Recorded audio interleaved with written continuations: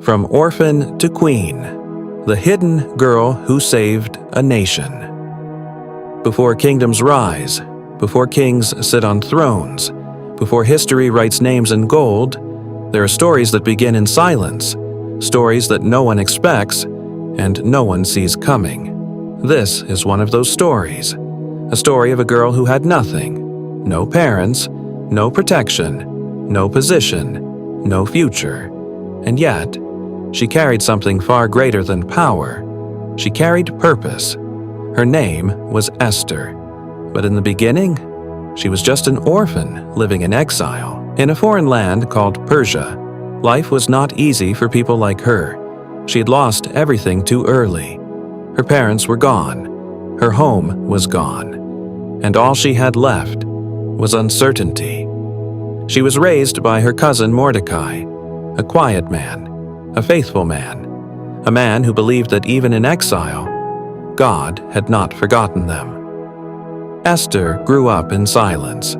No spotlight, no recognition, no idea that her life was connected to something far greater than she could imagine. Because sometimes, the most important lives begin in the most forgotten places. Far away from her small life, there was a king. King Xerxes ruled one of the largest empires in the world. His kingdom stretched across lands and nations. Riches flowed like rivers. Palaces stood in gold and marble, and power was in his hands. But even kings are not immune to pride. During one royal celebration, surrounded by luxury and ego, the king made a decision that changed everything. His queen was removed from her position. And suddenly, a search began, not for peace, not for wisdom, but for beauty, for replacement, for a new queen. Across the entire empire, young women were gathered, from cities, from villages, from families who had no choice. They were taken into the palace, prepared, refined, changed, all for one purpose, to stand before a king. And among them was Esther. Still unknown, still silent, still just a girl trying to survive a world she never chose. When Esther entered the palace, everything changed around her. Massive golden halls, luxurious chambers, servants, guards, and rules she had never seen before. But Esther did not fight for attention. She did not compete with pride. She simply carried herself with grace. There was something different about her, something calm, something steady. Even when she had no control, she did not lose herself. And slowly, without force, without noise, she was noticed. The king saw her, and something about her stood out from everyone else. She was chosen.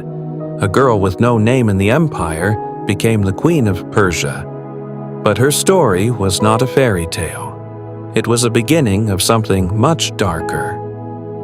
Inside the same palace, another man was rising in power.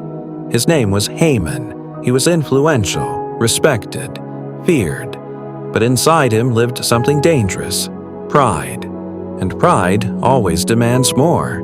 One man refused to bow to him, Mordecai, and that single refusal poisoned everything. Haman did not just want revenge. He wanted destruction. A plan was created in secret. A decree was written, and without fully understanding it, the king signed it. A date was set. On that day, every Jewish person in the empire would be destroyed. Men, women, children, an entire people, erased, and no one knew except Mordecai. When he heard this, he tore his clothes in grief. He cried out in silence that shook the city. And then he sent a message to Esther, a message that would change her forever. Do not think you are safe in the palace. This decree will reach you too. And maybe you were placed here for this exact moment. Esther froze, because she understood the truth immediately. She was queen, but she was not free. She could not simply walk into the king's presence. If she entered without being called, she could die, even as queen. And now she had a choice: stay silent and safe, or risk everything to save others. Fear took over her heart, and she said the words anyone would understand: "I cannot do this." But Mordecai's reply broke through her fear. "Do not think that just because you are in the palace, you will escape. If you remain silent now, deliverance will come from another place. But you and your family will not survive. And who knows, maybe you were made for such a time as this." Those words didn't just reach her mind, they reached her soul. Something changed inside Esther. She realized her position was not protection. It was responsibility. And silence was no longer an option. So she made a decision, a dangerous one. She asked the people to fast, to pray, to prepare, and she prepared herself. Because she knew what was coming. She would walk into the throne room uninvited and risk everything. The day arrived. Esther stood outside the throne room. Every step forward carried fear. Every breath felt heavy, because one wrong moment could end her life. She walked in. The king looked at her. Seconds felt like eternity. No words were spoken. Silence filled the palace. And then, the king lifted his golden scepter. She was accepted. She was alive. And history quietly shifted in that moment. Esther did not reveal everything immediately. Instead, she invited the king and Haman to a banquet, and then another, because timing was part of her courage. And on the second night, everything changed. The truth came out. The plan, the decree, the betrayal. The king was furious. The man who once held power, Haman, was now trapped by his own actions, and the decree meant for destruction was reversed. What was written for death became a story of survival. What was meant to erase a nation became the reason it was strengthened, and the girl who once had nothing became a symbol of courage across generations. Esther did not save a nation because she was powerful. She saved it because she chose courage over comfort, and because in the right moment, she did not stay silent. And maybe that is why this story still matters today, because there are moments in every life when fear and purpose collide. And in those moments, you are faced with the same question Esther faced: stay safe or step forward, remain silent or speak.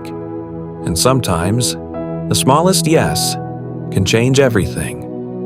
The moment Haman's evil plan was revealed, the palace fell into silence. The king stood frozen.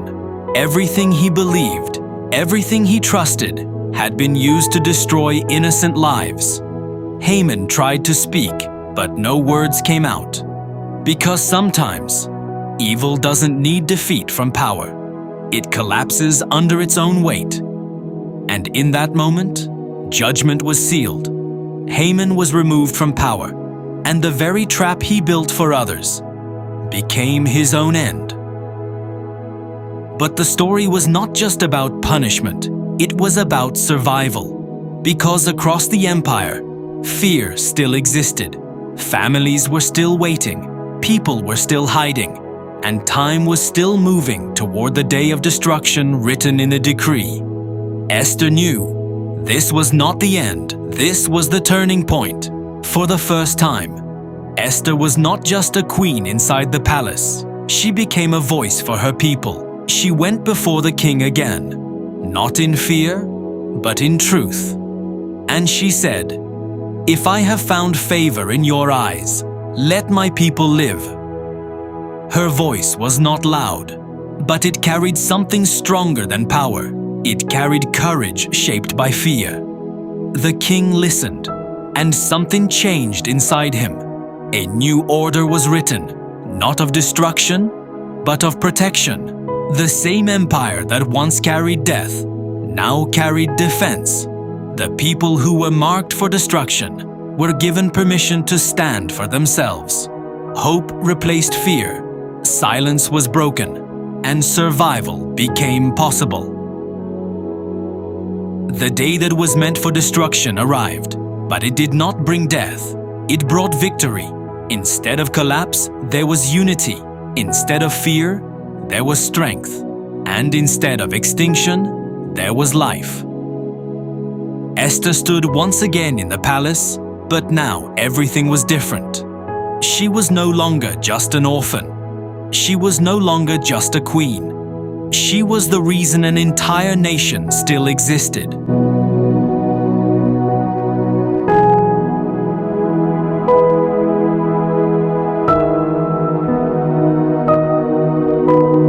Faith, hope, truth. Subscribe to Faith Freedom USA. Bye-bye.